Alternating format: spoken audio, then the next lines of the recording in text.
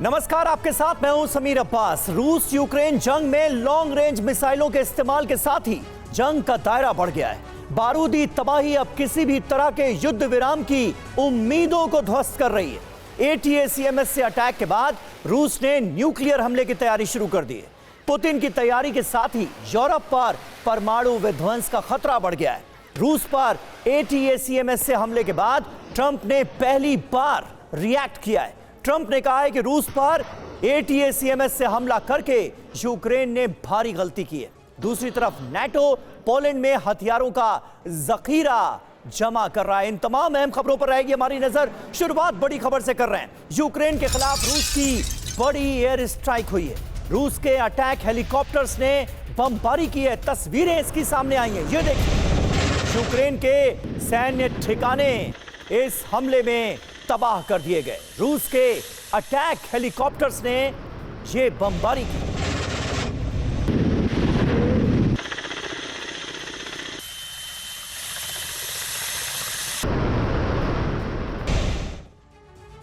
और वहीं रूस के नोवोसिबिर्स्क में हमले की आशंका है। धू कर जल गया रूस का गोदाम।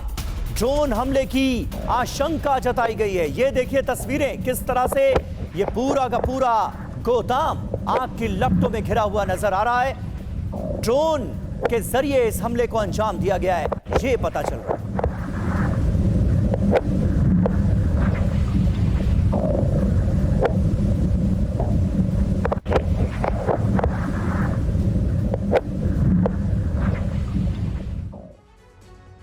और अब आपको दिखाते हैं कि यूक्रेन कैसे पलटवार कर रहा है। यूक्रेन के तोपखाने ने जवाब दिया है। रूस के सैन्य ठिकानों पर की गई है बमबारी। और खास बात यह कि अमेरिकी तोपों का ताजा हमलों में किया गया इस्तेमाल। ये तस्वीरें आप देखिए। अमेरिका से जो अत्याधुनिक तोपें हासिल हुई हैं यूक्रेन को, उसके जरिए किस तरह से बड़े हमले किए जा रहे हैं।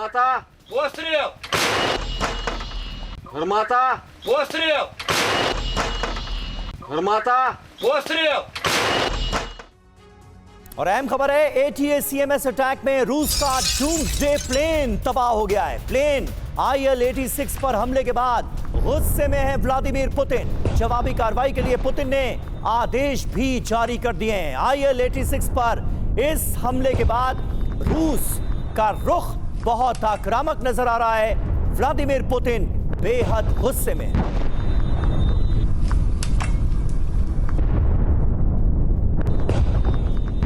ये तस्वीरें आपको दिखा रहे हैं। IL-86 पर किया गया है हमला। ATACMS अटैक ये था, वो ATACMS जो कि अमेरिका से यूक्रेन को हासिल हुए हैं। लॉन्ग रेंज की मिसाइलों का इस्तेमाल देखिए किस तरह से यूक्रेन से किया जा रहा है। इसका एक और उदाहरण हमारे सामने है, लेकिन इस बार बहुत बड़ा नुकसान हुआ है। रूस को डूम्सडे प्लेन तबाह हो गया।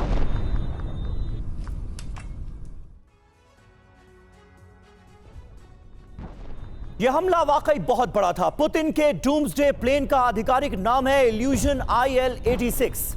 इस प्लेन की खासियत आपको बताते हैं। इस प्लेन को फ्लाइंग क्रेमलिन कहा जाता है।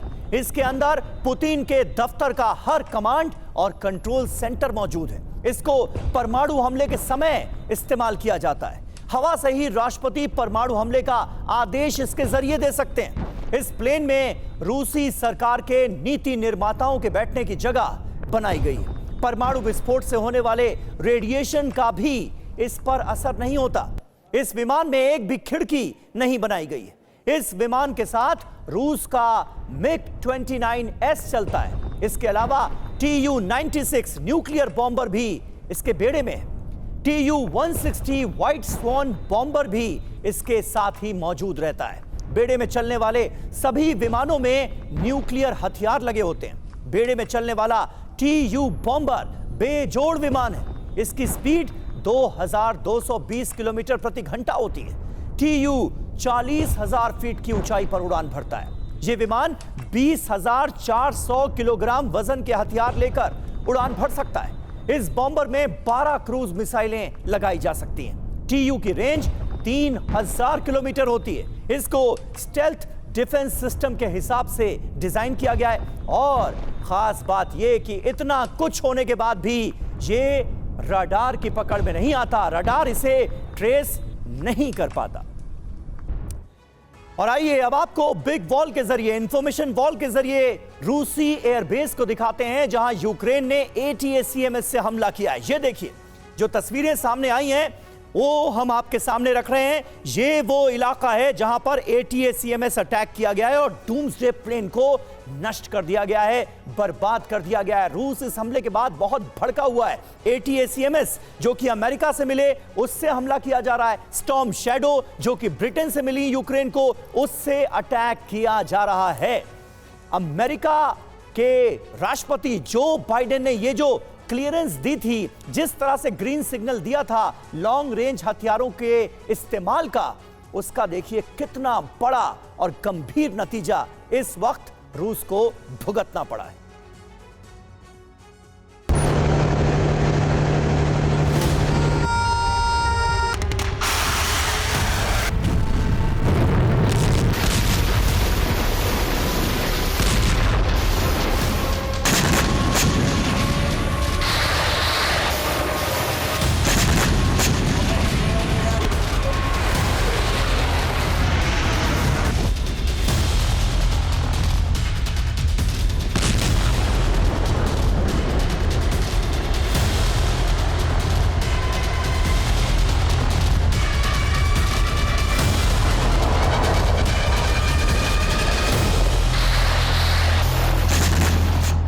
दिसंबर की रात को यूक्रेन ने एक बार फिर रूस पर हमला किया, लेकिन यह हमला यूक्रेन की भयंकर भूल साबित हो सकता है।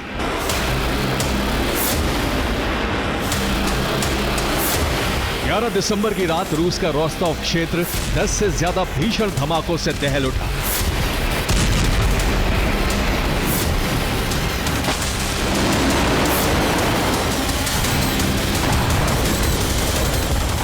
रोस्टोव के अलग अलग इलाकों में धमाके सुने गए और ऊंची ऊंची लपटें नजर आने लगी।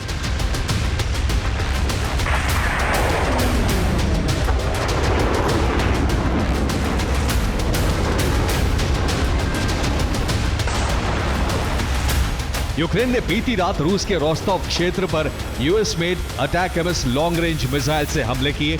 रूस ने कहा है कि यूक्रेन ने 6 मिसाइल हमले किए। रूसी डिफेंस सिस्टम ने 4 मिसाइलों को हवा में नष्ट कर दिया। मिसाइलों का मलबा गिरने से मामूली नुकसान की रिपोर्ट है।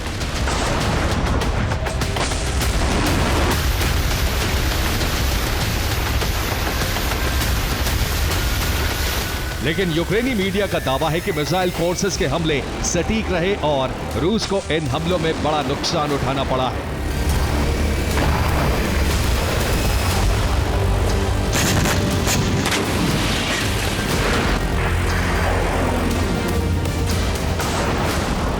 यूक्रेन का टारगेट बना है रोस्टोव का तागनरोग एयरबेस।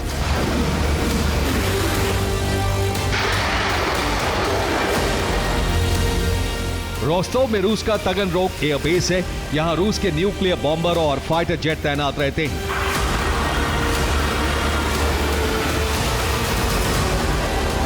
यूक्रेन ने इसी एयरबेस पर अटैकम्स मिसाइलों से हमले किए हैं। यूक्रेन का दावा है कि इस एयरबेस पर बहुत बड़ा नुकसान हुआ है।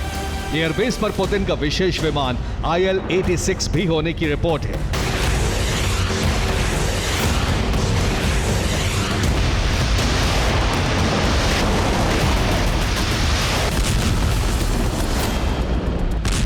वेस्टर्न मीडिया का दावा है कि अब तक रूस की जमीन पर विदेशी हथियारों से हुए हमलों में यह सबसे बड़ा और सबसे हानिकारक हमला हो सकता है।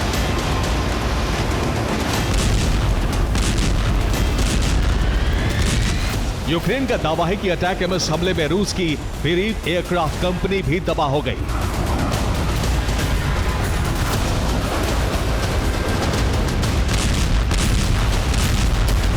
ये कंपनी रूस के A-50 अवैक्स के पुर्जे बनाती है। इसके साथ ही पुतिन के विशेष विमान IL-86 का मेंटेनेंस भी इसी कंपनी की जिम्मेदारी है।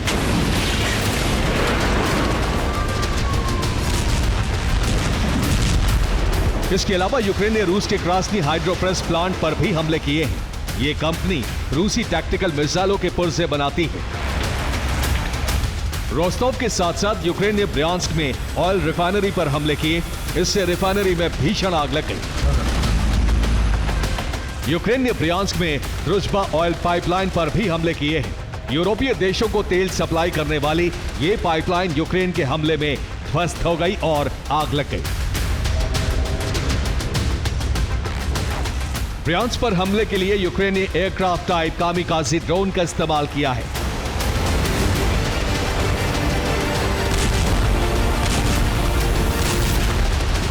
लेकिन सबसे बड़े नुकसान का दावा यह है कि तगनरोग एयरबेस पर तैनात पुलिस के डूम्सडे प्लेन को भी नुकसान पहुंचा है। पुतिन के इस विमान पर हमले का मतलब रूसी संप्रभुता पर हमला हो सकता है।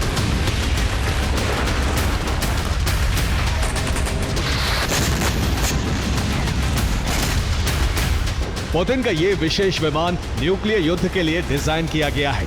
न्यूक्लियर इमरजेंसी में इस विमान का प्रयोग किया जाएगा।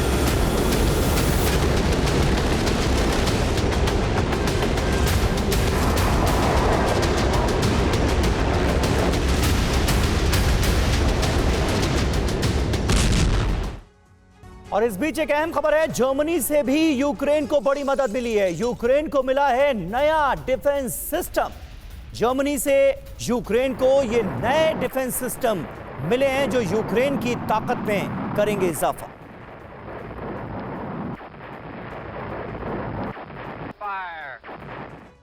और वहीं कुर्स्क में रूसी सेना का बड़ा हमला हुआ है। एक और इलाके को रूस ने यहां मुक्त करा लिया है। खास बात यह है कि 200 से ज्यादा यूक्रेनी सैनिक जो कि कुर्स्क के अंदर मौजूद थे वो रूसी हमले में मारे गए हैं। 200 सैनिकों की जान गई है कुर्स्क में, ये जानकारी भी सामने आ रही है।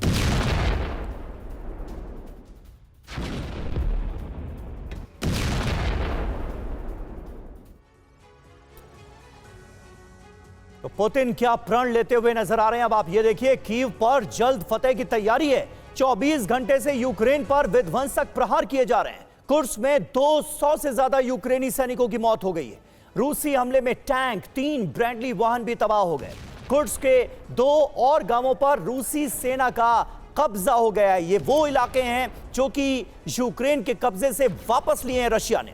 कुर्स्क जंग में नॉर्थ कोरिया के बाद चीनी मदद भी मिल रही है। कुर्स्क में चीन के डेजर्ट क्रॉस वाहन तैनात कर दिए गए हैं। रूस को बड़े पैमाने पर वाहनों की सप्लाई की गई है। डेजर्ट क्रॉस से बर्फबारी के बीच भी बड़े हमले संभव हैं। डोनेट्स्क के पोक्रोवस्क पर भी रूसी सेना का हमला हुआ है। पोक्रोवस्क पर रूसी सेना ने अब पूरी तरह से कब्जा जमा लिया है। ये जानकारी सामने आ रही है।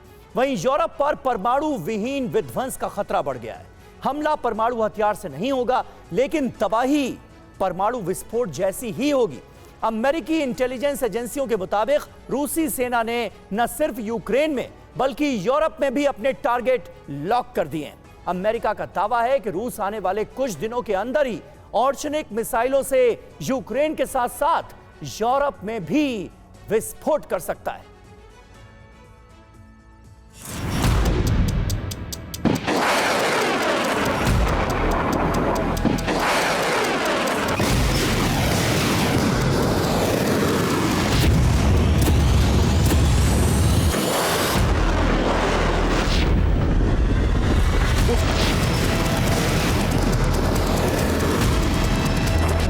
यूरोप में विनाश की नई सुनामी आने जा रही है।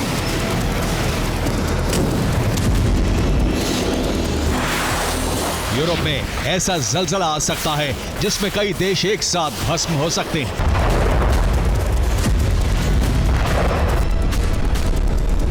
परमाणु हथियार का इस्तेमाल नहीं होगा।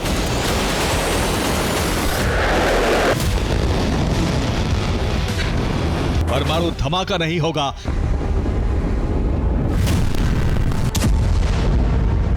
लेकिन तबाही परमाणु विनाश जैसी ही होगी।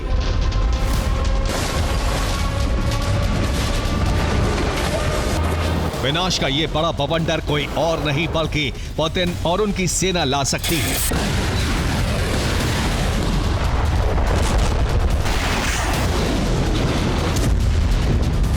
रूस के रडार पर यूरोप के वो देश हैं जो नेटो सदस्य हैं, जो यूक्रेन को मदद देकर युद्ध की आग को लगातार भड़का रहे हैं। यूरोप को जलाने के लिए पुतिन की सेना ने इंटरमीडिएट रेंज बैलिस्टिक मिसाइल यानी ओरेश्निक को अपग्रेड कर लिया है।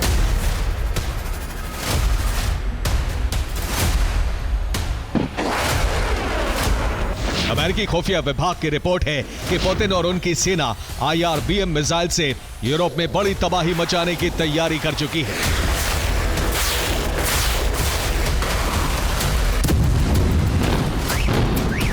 अमेरिकी खुफिया रिपोर्ट के आधार पर पेंटागन ने कहा है कि रूस यूक्रेन और यूरोप में फिर से ऑरिश्निक मिसाइल से विस्फोट करने वाला है।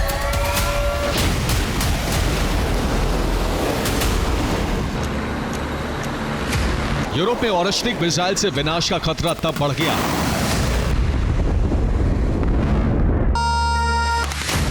जब पुतिन ने कहा कि ऑरिश्निक मिसाइल परमाणु विहीन विनाश करने में सक्षम है, वैसा ही विध्वंस जैसा परमाणु हमले से होता है।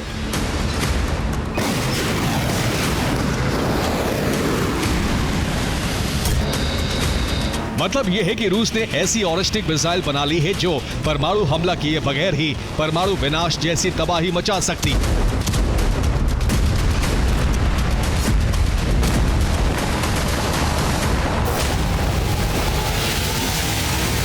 रूस ने दुनिया भर के एक्सपर्ट की रिपोर्ट से यह पता लगाया है कि अमेरिका के मौजूदा डिफेंस सिस्टम, फिर चाहे वो थार्ड हो या पैट्रियट, रूस की ऑरिश्निक के आगे फेल है।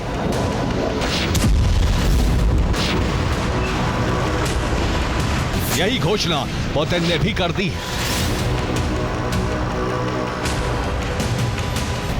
यही वजह है कि पुतिन ने ऐलान कर दिया है कि ऑरिश्निक मिसाइल के आने के बाद अब परमाणु बम की जरूरत नहीं है। रिपोर्ट्स के मुताबिक रूस ने यूरोप और यूक्रेन में अपने टारगेट भी फिक्स कर लिए हैं।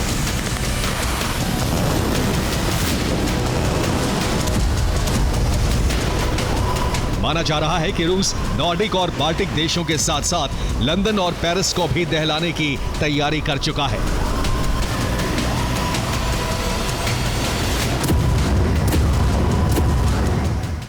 और इस बीच वॉर फ्रंट पर पहुंच गए हैं प्रेसिडेंट ज़ेलेंस्की। ज़ैपोरिजिया में उन्होंने हालात का जायजा लिया है। मिसाइल अटैक में यहां 11 लोगों की मौत हुई थी। ज़ेलेंस्की ने उन तमाम मृतकों को श्रद्धांजलि दी।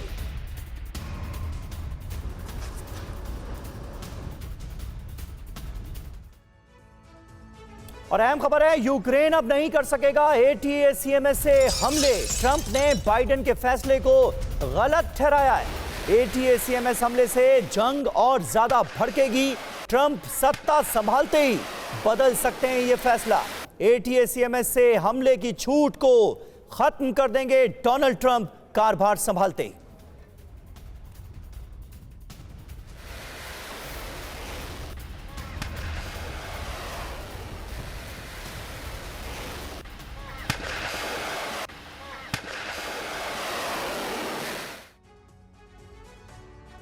तो देखिए, ये बात बहुत महत्वपूर्ण है और डोनाल्ड ट्रंप का इस जंग को लेकर क्या रुख है, कहीं ना कहीं ये भी वो साफ करता है।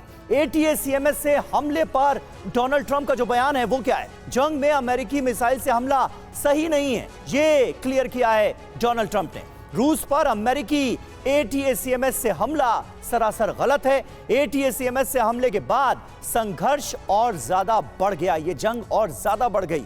ATACMS से हमले की इजाजत देना सरासर गलत था। यानी कहीं ना कहीं जो बाइडेन के इस फैसले को वो क्रिटिसाइज करते हुए नजर आ रहे हैं, उसकी आलोचना करते हुए नजर आ रहे हैं, उसके खिलाफ नजर आ रहे हैं।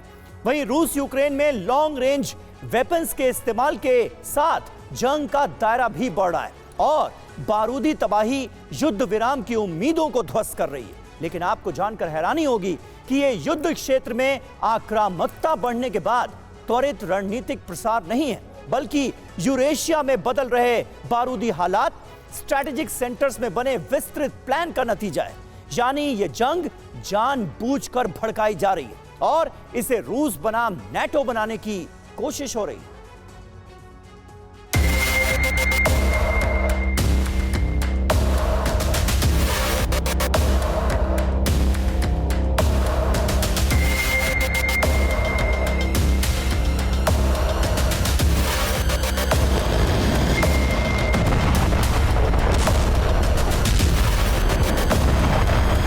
रूस की यूक्रेन के खिलाफ इस जंग में सब कुछ तहस नहस हो चुका है। खोने के लिए अब सिर्फ क्षेत्रीय अधिकार है। कीव का वो कमांड सेंटर है जहां से रूस के खिलाफ गतिविधियों के फैसले लिए जा रहे हैं।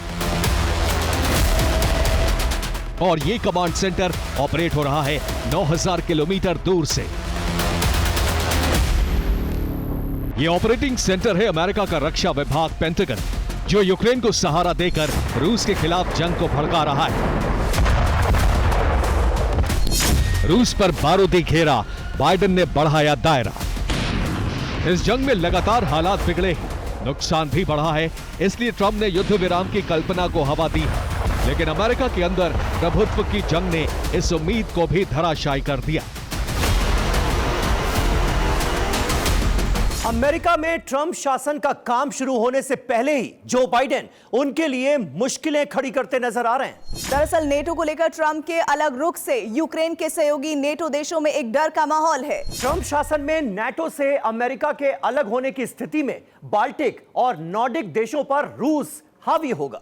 इसलिए ट्रंप के सत्तासीन होने से पहले बाइडेन जंग भड़काकर ट्रंप के भविष्य के फॉर्मूले पर पानी फेर रहे हैं। ये वीडियो यूक्रेन के मोर्चे पर बाइडेन की नई रणनीति लागू होने का सबूत है।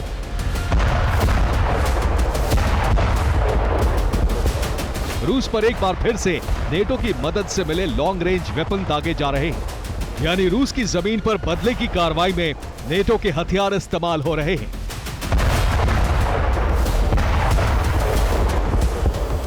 और इसके विध्वंसक परिणाम का अनुमान कोई भी लगा सकता है।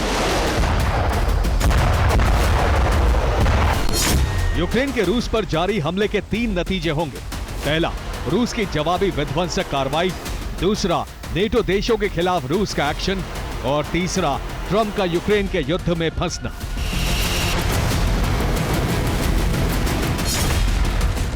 लेकिन प्रश्न यह है कि 33 महीने से ज्यादा से जारी युद्ध में अगर रूस के खिलाफ बारूद बरस रहा है तो जंग में बदलाव का अनुमान क्यों है? इस प्रश्न का उत्तर है बाइडेन और ट्रंप के बीच जारी अमेरिकन सत्ता का संघर्ष, जिस पर ट्रंप आने वाले हैं। अब ये हो, इसके पहले ही प्रेसिडेंट बाइडेन ने यूक्रेन के सहायता पैकेज में बढ़ोतरी कर दी। बाइडेन ने युद्धग्रस्त यूक्रेन के लिए $20 बिलियन यानी करीब 1,70,000 करोड़ का लोन जारी कर दिया है, जिसका मतलब है कि युद्ध को भड़काने के लिए प्रेसिडेंट बाइडेन ने यूक्रेन को रिचार्ज दे दिया है। और ये रिचार्ज ऐसा है जो अमेरिका और नेटो को भी इस युद्ध में शामिल करता है। यानी ट्रंप के सत्ता संभालने पर क्षेत्रीय आधार पर युद्ध विराम की शर्तें बदल जाएंगी या फिर अमेरिका डायरेक्ट युद्ध में होगा। अब प्रश्न यह है कि आखिर बाइडेन ने ऐसा किया क्यों? या बाइडेन पर सिर्फ अपनी पार्टी का दबाव है या फिर अमेरिका की ग्लोबल लीडरशिप को वो युद्ध के मैदान में फंसाना चाहते हैं? इन प्रश्नों का जवाब अमेरिका की भूमिका से समझिए। हाल ही में पेरिस में ट्रंप, ज़ेलेंस्की और मैक्रो की मुलाकात हुई थी, जिसमें प्रेसिडेंट ट्रंप ने मॉस्को और कीव की दुश्मनी खत्म करने की बात कही। उन्होंने यूक्रेन रूस का संघर्ष समाप्त करने के लिए एक समझौते की बात भी दोहराई थी। लेकिन दावा किया जा रहा है कि इस बातचीत में ज़ेलेंस्की ने क्षेत्रीय रियायत के प्रस्ताव को खारिज कर दिया था, जिसके बाद ट्रंप का रुख नेटो पर बदल गया। उन्होंने सत्ता संभालने के बाद नेटो से अलग होने का ऐलान कर दिया। इसलिए भविष्य की आशंका को भांपते हुए बाइडेन ने जंग को विस्तार देने का कार्यक्रम आगे बढ़ा दिया।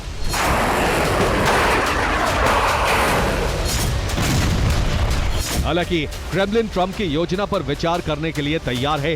क्रेमलिन उन प्रस्तावों पर अध्ययन के लिए तैयार है जिसमें ट्रंप का दखल होगा। लेकिन बाइडेन ये नहीं चाहते, इसलिए जंग को भड़काने की तैयारी के तहत पहले यूक्रेन को रिचार्ज किया गया है और फिर नेटो को जंग के लिए तैयारी का आदेश दे दिया।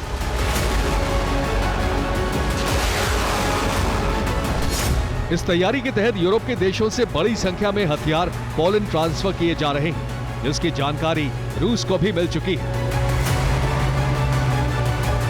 दावे के तहत नेटो के हेडक्वार्टर पहुंचने वाले हथियारों की आवाजाही फ्रांस में A63 मोटरवे और जर्मनी के मैग्डेनबर्ग की सड़कों पर दर्ज हुई है। और अगर ये दावा सही है तो इसका मतलब है नेटो में रूस को लेकर खलबली मची हुई है। और खलबली को महसूस करते हुए रूस भी विध्वंसक जवाबी कार्रवाई की तैयारी में जुट गया,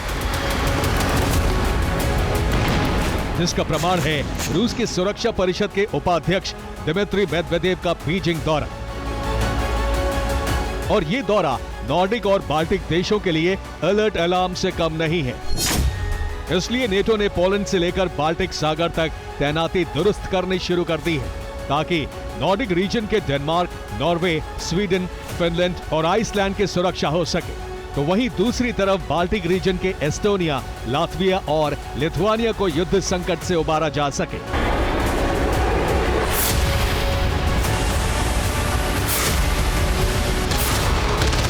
इस तैयारी का एक बड़ा कारण बाइडेन के युद्ध विस्तार प्लान का मिला सबसे बड़ा संकेत है, और संकेत यह है कि हंगरी के पीएम ऑर्बन की मध्यस्थता में क्रिसमस के दिन युद्ध विराम की पेशकश को ज़ेलेंस्की ने ठुकरा दिया है।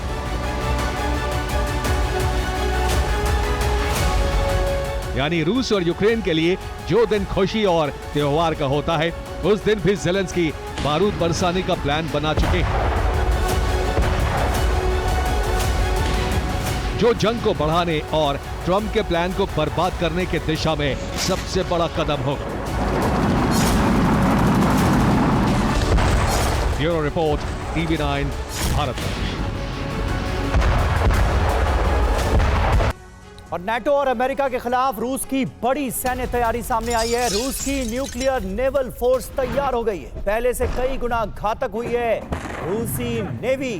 रूस की नेवल फोर्स की एटमी क्षमता भी बढ़ गई है। रूस के नेवी चीफ ने यह बड़ा ऐलान किया है और कहा है कि किसी भी ऑपरेशन के लिए रूस तैयार है। तो रूस के नेवी चीफ की तरफ से यह बड़ा ऐलान किया गया है, और खास बात यह है कि रूस की जो नेवल फ्लीट है, जो नेवल फोर्स है, उसकी एटमी पावर में भी खासा इजाफा हुआ है। और कहा यह जा रहा है कि अब किसी भी तरह के मुश्किल से मुश्किल ऑपरेशन के लिए रूस तैयार है। तो पुतिन की एटमी तैयारियों को लेकर देखिए जो डिटेल है वो ये रही आपके सामने। रूस की एटमी नेवल फ्लीट तैयार है, नेवल न्यूक्लियर फोर्स भी हमले के लिए रेडी मोड में है। सामरिक नेवल एटमी फोर्स को अपग्रेड कर दिया गया है। रूसी एटमी नेवल फोर्स पहले से ही काफी घातक मानी जाती है और अब उसको और ज्यादा अपग्रेड किया गया है। नेवी चीफ एडमिरल अलेक्जेंडर ने इसे लेकर यह ऐलान किया है।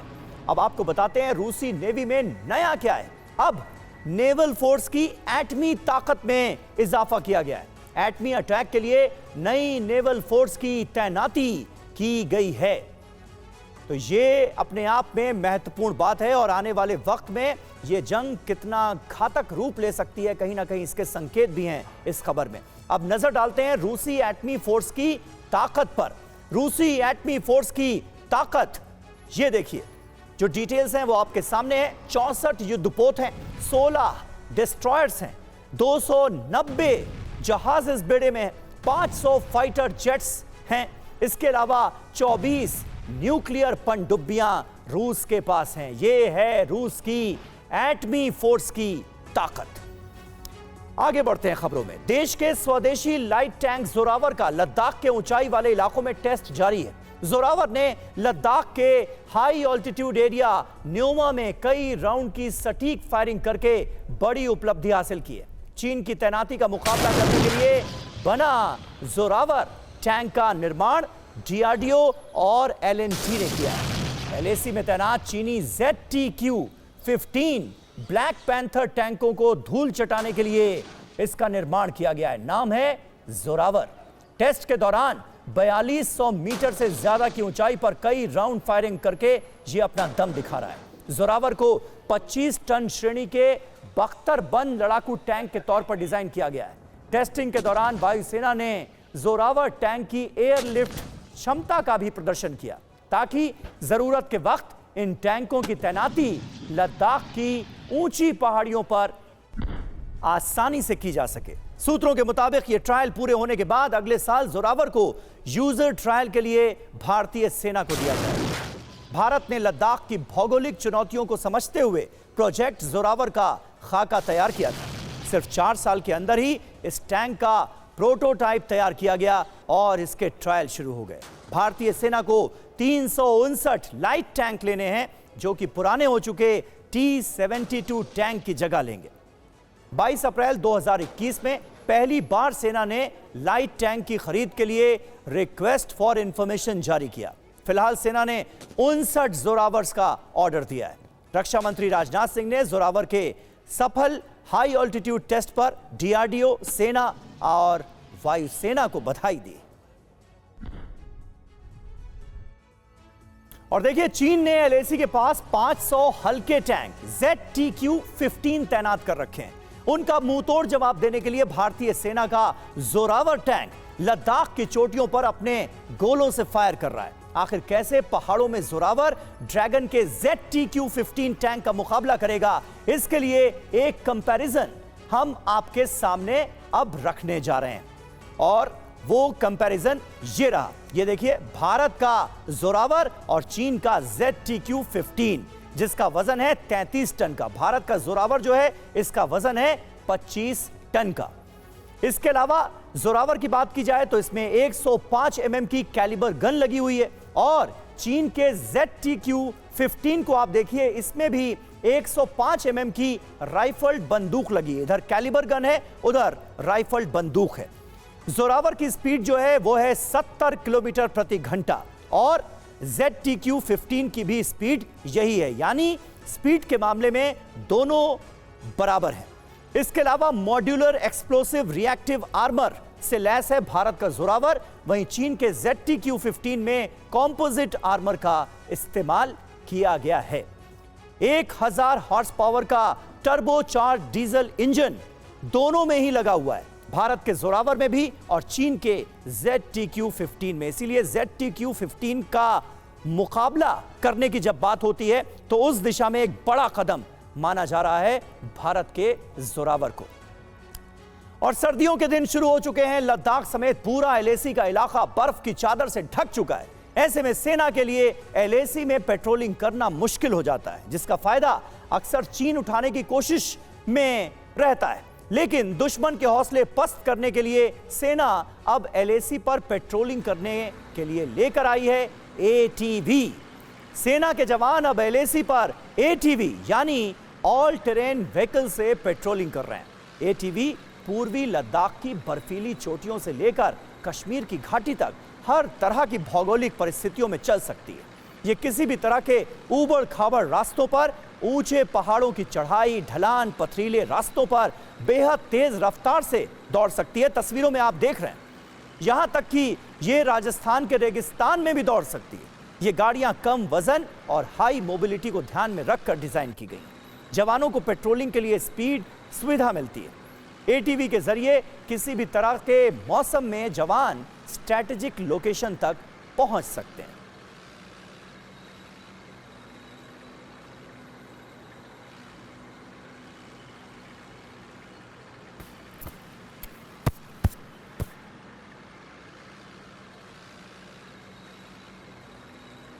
और भारत पाकिस्तान की अंतर्राष्ट्रीय सीमा पर आतंकियों की घुसपैठ वाली साजिश को नाकाम करने के लिए सुरक्षा बलों का महा ऑपरेशन चल रहा है।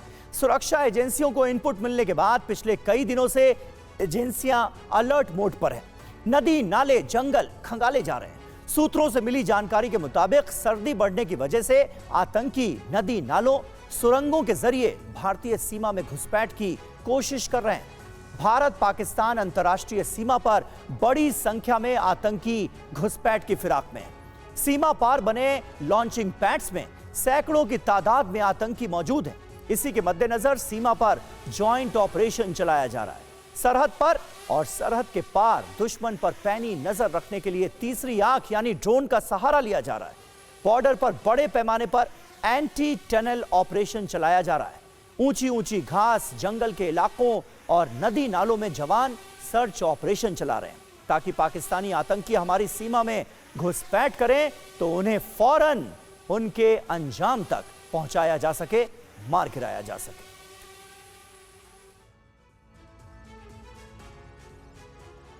और देखिए, पाकिस्तानी आतंकी मंसूबे पर सुरक्षा बलों की स्ट्राइक जारी है। अंतर्राष्ट्रीय सीमा पर बड़ी तादाद में घुसपैठ की फिराक में हैं आतंकी। सीमा पार बने लॉन्चिंग पैड पर सैकड़ों की तादाद में आतंकियों की मौजूदगी है। सीमा पार 18 टेरर ट्रेनिंग कैंप्स हैं। 27 लॉन्चिंग पैड तो एक्टिव बताए जा रहे हैं, जो सोर्सेस के जरिए इंफॉर्मेशन हमें मिली है।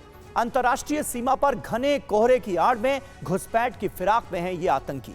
पाकिस्तानी आकाओं ने सांबा कठुआ सीमा पर कर्नल सुल्तान और मिर्जा को घुसपैठ का जिम्मा सौंपा है।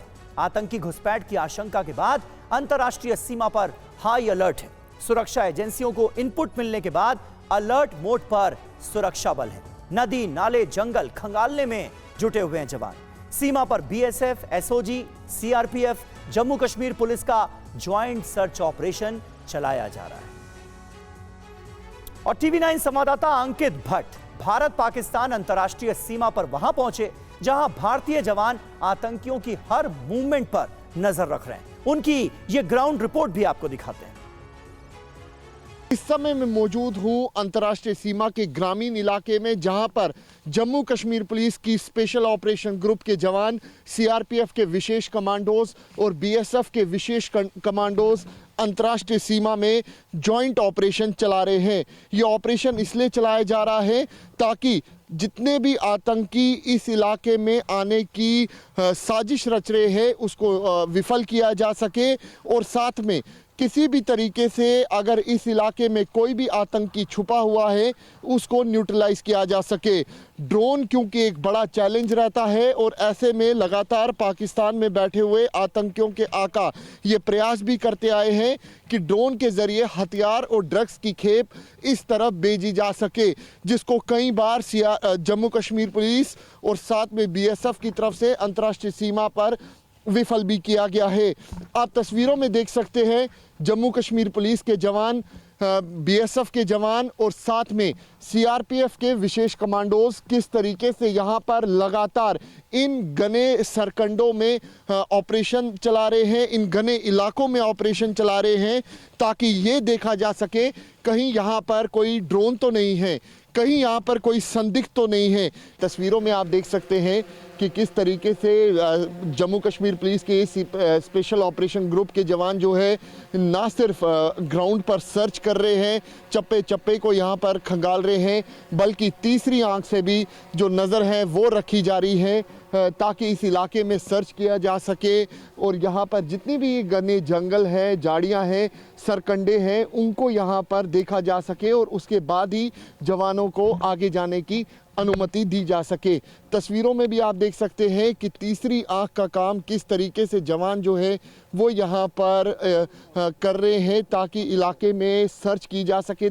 और आइए अब आपको दिखाते हैं देश से लेकर विदेश तक बर्फबारी की कुछ तस्वीरें। पहाड़ों पर बर्फबारी का दौर शुरू हो चुका है। पिछले 5 दिनों से पहाड़ों के अलग अलग हिस्सों में जमकर बर्फबारी हो रही। उत्तराखंड से लेकर हिमाचल, कश्मीर के पहाड़ बर्फ से सफेद हो चुके हैं। कश्मीर के पुलवामा, शोपियां, अनंतनाग, बांदीपोरा, बडगाम और बारामूला में जमकर बर्फबारी हो रही।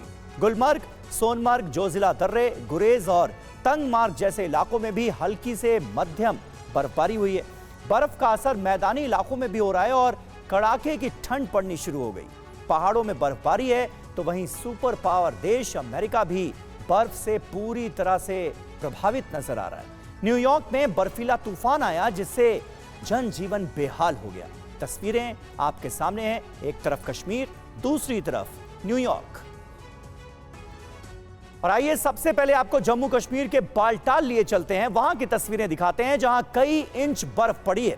बर्फ की मोटी चादर सड़कों पर है जिससे गाड़ियों को आने जाने में भी खासी दिक्कतें हो रही। इसीलिए बीआरओ एक्शन में है और रंगा बाल्टाल से 0 पॉइंट तक की सड़क को कैसे साफ किया जा रहा है ये आप देखिए। और अब आपको लिए चलते हैं सोनमर्ग। वहां की तस्वीरें आपके सामने हैं जहां 10 इंच तक की बर्फ पड़ी है। बर्फ की वजह से रोड्स ब्लॉक हो गई हैं और गाड़ियां जहां तहां रुकी हुई हैं। सोनमर्ग के साथ साथ गांदरबल के दर्जनों इलाकों की तस्वीरें भी फिलहाल ऐसी ही नजर आ रही है।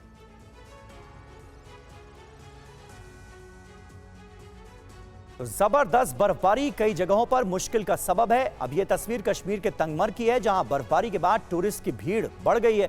जो होटल पिछले हफ्ते खाली थे वो अब भर गए। लोग मैदानी इलाकों से बर्फबारी का मजा लेने यहां पहुंच रहे हैं। और अब रुख अमेरिका का। अमेरिका भी बर्फबारी की चपेट में है। न्यूयॉर्क के एरी काउंटडाउन में 13 इंच तक बर्फ गिरी है। बर्फीले तूफान की वजह से यहां स्टेट ऑफ इमरजेंसी घोषित करनी पड़ी है। बर्फ की वजह से सबसे ज्यादा असर हाईवे पर पड़ा है। दर्जनों हाईवे बंद हो गए। बर्फ में फिसलती गाड़ियों की वजह से कई हादसे भी रिपोर्ट किए गए। न्यूयॉर्क प्रशासन सड़कों पर दुर्घटनाग्रस्त गाड़ियों को उठाने के काम में जुटा हुआ है। हालात बहुत बदतर नजर आ रहे हैं। और अब यह तस्वीर देखिए, न्यूयॉर्क के लेक व्यू इलाके की तस्वीर है। यहां कुछ जगहों पर 20 इंच तक बर्फ गिरी है, जिसकी वजह से करीब 30 कारों ने मानो बर्फ समाधि ले ली हो। कारें बर्फ से ढक गईं और दिखाई देना भी बंद हो गई।